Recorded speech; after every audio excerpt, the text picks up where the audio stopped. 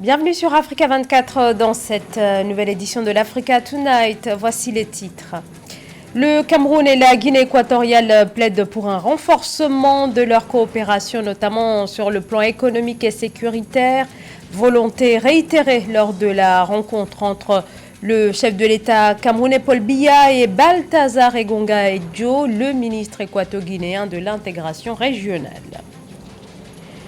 2 ans après son lancement, où en est le programme d'EDER, le programme désarmement, démobilisation, rapatriement, réintégration, lancé le 17 décembre 2018 par le président Faustin Archange Touadéra.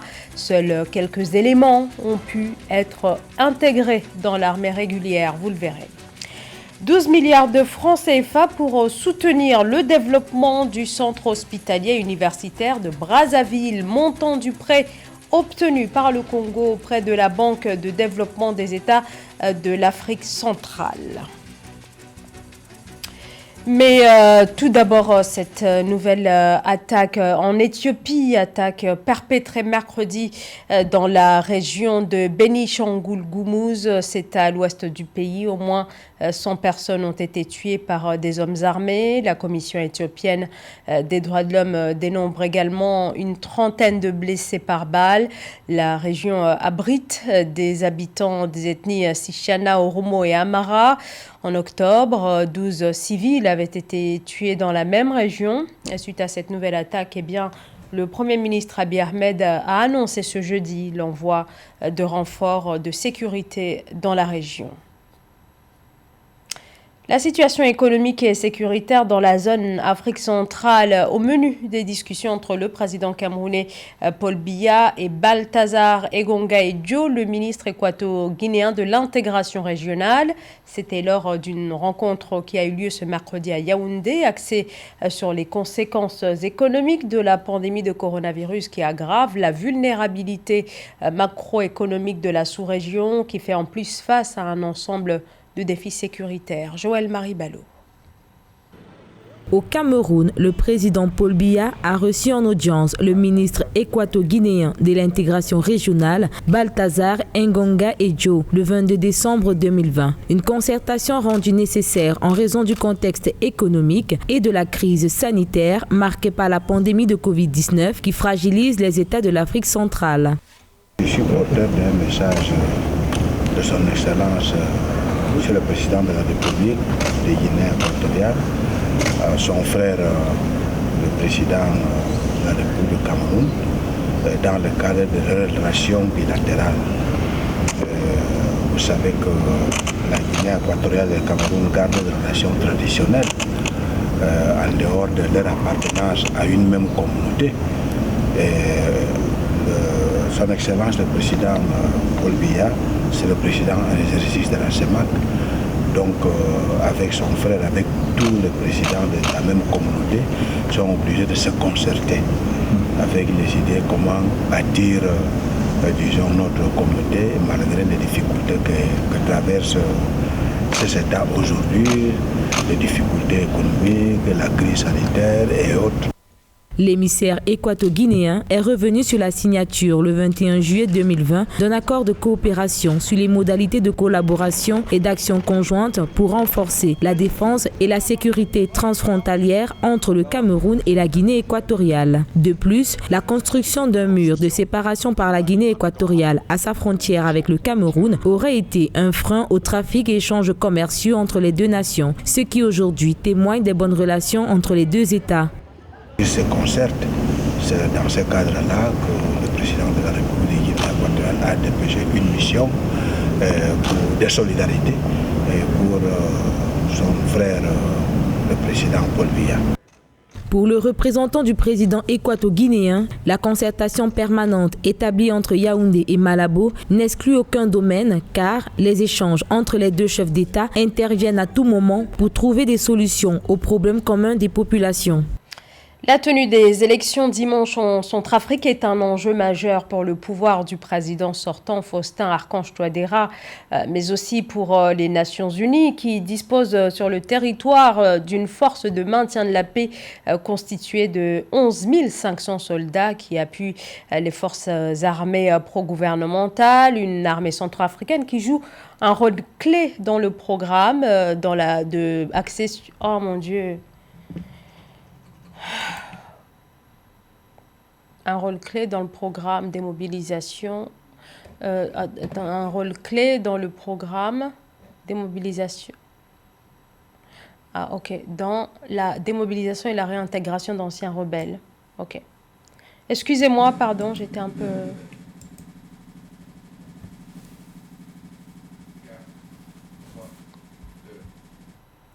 La tenue des élections dimanche en Centrafrique est un enjeu majeur pour le pouvoir du président sortant, Faustin Archange Touadéra, mais aussi pour les Nations Unies qui disposent sur le territoire d'une force de maintien de la paix constituée de 11 500 soldats qui appuient les forces armées pro-gouvernementales. Une armée centrafricaine qui joue un rôle clé dans la démobilisation et la réintégration d'anciens rebelles. Siamlo Victoria Sedji. Avec un effectif de plus de 6 000 têtes, chiffre officiel de 2016, l'armée centrafricaine constitue l'un des piliers centraux de la stabilisation politique du pays. Les programmes de transition ont vu la mise en place d'autres programmes de désarmement et de réinsertion des groupes armés, avec une recomposition des forces armées FACA. De nouvelles étapes qui n'ont pas empêché d'autres violations. À ce jour, la Centrafrique a connu jusqu'à 3 épisodes sanglants de guerre civile. Les crises en Centrafrique sont d'abord des crises de pauvreté avant de devenir politiques. Tous ceux qui ont embrassé la carrière des groupes armés, etc. C'est la plupart des jeunes qui n'ont pas d'emploi, qu'on enrôle facilement dans l'armée. Mais quand ils terminent leur vie militaire, leur carrière militaire, ils ont besoin d'une seconde vie. Cette seconde vie, les quelques-uns conformes qui sont capables de gérer une entreprise, ils vont recruter d'autres aussi après. En 2018, dans le cadre du programme DDRR, pilote, désarmement, démobilisation, réintégration et rapatriement, 20 combattants par mouvement avaient été intégrés dans les forces nationales de sécurité. D'autres ont été retenus dans le cadre des unités spéciales mixtes de sécurité composées à 60% d'ex-combattants et de 40% des forces armées centrafricaines. Ma vie du DDR, c'est de prendre les différents groupes armés par région. Vous aurez certains qui s'intéressent aux mines parce qu'ils sont dans les régions minières, certains qui s'intéressent à l'agriculture, etc. Il faudrait que derrière qu'il y ait un marché et que les grands officiers deviennent des chefs d'entreprise. Aujourd'hui, le DDR, c'est quoi? On donne des petits moyens, ça ne suffit pas. La question du financement du processus de paix se pose donc avec acuité. Alors que la présidentielle du 27 décembre 2020, couplée aux législatives, se prépare sous haute tension sécuritaire, l'éradication des nombreux groupes armés qui contrôlent plusieurs régions du pays apparaît plus que jamais comme un facteur clé de la pérennité des mandats à venir. Le Fonds monétaire international se remobilise en faveur du Libéria, un nouvel appui de 49 millions de dollars, un fonds compris dans le programme de soutien approuvé fin 2019 par le conseil d'administration du FMI qui porte sur un total de 214 millions de dollars destinés à soutenir la relance de l'économie libérienne. Nelly Claude Bessa. L'économie du Libéria s'est trouvée dans l'incertitude au cours de ces 2 dernières années à la suite du déclin de ses exportations minières, de la hausse de l'inflation, de la dépréciation de sa monnaie et de la pandémie de la Covid-19. Pour combler le déficit de financement fiscal découlant de l'impact de la Covid-19, le pays a obtenu une facilité élargie de crédit. Ce sont 48,8 millions de dollars que le Fonds monétaire international a mis à la disposition du pays afin d'accélérer les réformes économiques. Le concours apporté par le Fonds monétaire international pour aider le Libéria à supporter les remous économiques et à être plus résilient va permettre au pays de renforcer son outil de production, c'est-à-dire la petite et moyenne entreprise libérienne et les chaînes de valeur agricoles. Le financement doit viser à harmoniser et à homogénéiser l'économie.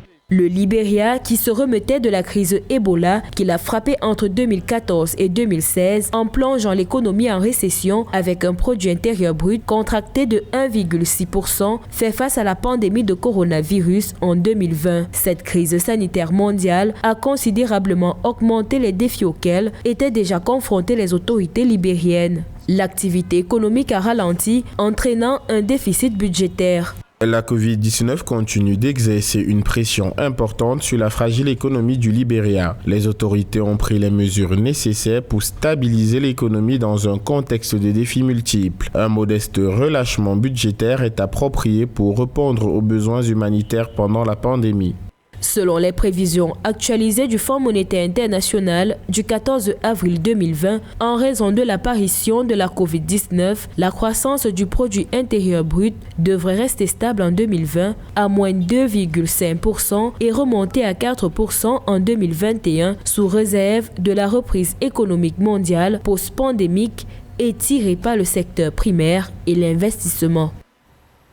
En République du Congo, le CHU de la capitale Brazzaville a obtenu un prêt de 12 milliards de francs CFA, un fonds débloqué par la Banque de développement des États de l'Afrique centrale et qui doit permettre d'effectuer des travaux de rénovation, mais aussi d'obtenir de nouveaux équipements au sein des différents services. Samantha Saberou-Saboubanga. Afin de soutenir le centre hospitalier universitaire de Brazzaville, CHUB, la Banque de développement des États de l'Afrique centrale, BDEAC, a octroyé un prêt de 12 milliards de francs CFA à ce pays. Ce prêt de la BDEAC se concentre prioritairement sur des travaux de rénovation et de sécurisation, notamment au niveau des toitures et de l'électricité. Les fonds seront utilisés aussi pour acquérir de nouveaux équipements pour 3 différents services, accueil-orientation, l'imagerie et les laboratoires. Une fois ces premiers investissements réalisés, plusieurs autres bâtiments et services du CHU seront réhabilités ou rehaussés. Le secteur médical est un secteur considéré en Afrique comme étant le vecteur social. Très malheureusement, la plupart des financements qui sont affectés lorsqu'ils sont publics sont des financements considérés comme perdus. La réalité, c'est que c'est des investissements réels auxquels l'État doit donner le maximum d'importance possible pour être en mesure de s'assurer que des gens de bonne santé et de bonne éducation sont en mesure d'être rentables pour le pays. Je crois simplement qu'il faut s'assurer que la gouvernance est correcte et que l'argent soit effectivement affecté aux projets médicaux, aussi bien dans les infrastructures que dans le système de santé. Ce don permettra au CHU de Brazzaville d'obtenir les meilleurs équipements et de services à des tarifs compétitifs. Avec la volonté d'une démarche de transparence vis-à-vis de l'ensemble des parties prenantes, le CHU de Brazza publiera chaque mois un compte-rendu des avancées liées à la mobilisation des fonds du prêt de la BDEAC. En cette période de Covid-19, bien entendu, le capital humain est au centre de toutes les stratégies nationales. Le Congo a véritablement raison de chercher tous les moyens pour remettre en question son système de santé, être en mesure d'investir aussi bien dans les infrastructures, les corps médicaux que le système de santé, en l'occurrence l'informatisation. L'obtention de ce prêt de la BDEAC va renforcer la nouvelle gouvernance du CHU et l'amélioration de l'offre des soins pour la population congolaise. Alors que la vaccination démarre dans la plupart des pays occidentaux, les pays africains se préparent également à protéger leur population. L'objectif est de vacciner à terme 60% de la population africaine. Et même si plusieurs questions subsistent encore concernant le financement de la campagne de vaccination, eh bien, le Centre africain de contrôle et de prévention des maladies a récemment donné les grandes lignes de la stratégie continentale. Mildred Diamou. Dans le cadre de l'intensification de la préparation du vaccin anti-Covid-19, le Centre africain de contrôle et de prévention des maladies mise sur une livraison adéquate. Au cours de son briefing du 17 décembre 2020 sur l'état de la pandémie en Afrique, l'institution a indiqué qu'il est important d'acquérir ces vaccins, mais aussi de garantir un accès équitable à tous et en temps opportun. Il y a un besoin urgent d'obtenir les vaccins anti-Covid-19, mais il est indispensable de travailler pour une préparation et une livraison adéquate afin de rendre possible le déploiement de ces vaccins. Nous allons au cours des prochains jours établir de nouvelles directives sur la façon dont ces vaccins doivent être livrés. Le Centre africain de contrôle et de prévention des maladies souligne la nécessité de renforcer la coopération avec le secteur privé dans le domaine de la logistique pour assurer le déploiement effectif de ces vaccins. L'institution a assuré que tous les vaccins seront préqualifiés par l'OMS pour garantir leur efficacité. Afin de soutenir la riposte des pays africains, les experts sanitaires entendent travailler avec les compagnies pharmaceutiques en vue d'assurer la vente des vaccins à un taux inférieur à celui des pays à revenus plus élevés. Nous devons sacrifier quelques-unes de nos coutumes et traditions de célébration des fêtes de fin d'année. Nous devons garder en esprit que se protéger, c'est protéger nos êtres chers et qu'une transmission sur 5 se produit à l'intérieur du foyer. Dans le but de freiner la transmission communautaire, Africa CDC prévoit de vacciner 60% de la population africaine d'ici 2021. L'institution continue de sensibiliser sur les effets de la désinformation, sur l'efficacité de ces vaccins en cours et appelle à renforcer la confiance. Selon les derniers chiffres officiels, l'Afrique compte à ce jour plus de 2,4 millions de cas confirmés pour 2 millions de guérisons et 57 000 décès. Ce journal a été réalisé par l'ensemble de la rédaction. Merci de votre fidélité. Dans un instant, une nouvelle édition de l'actualité sur Africa 24.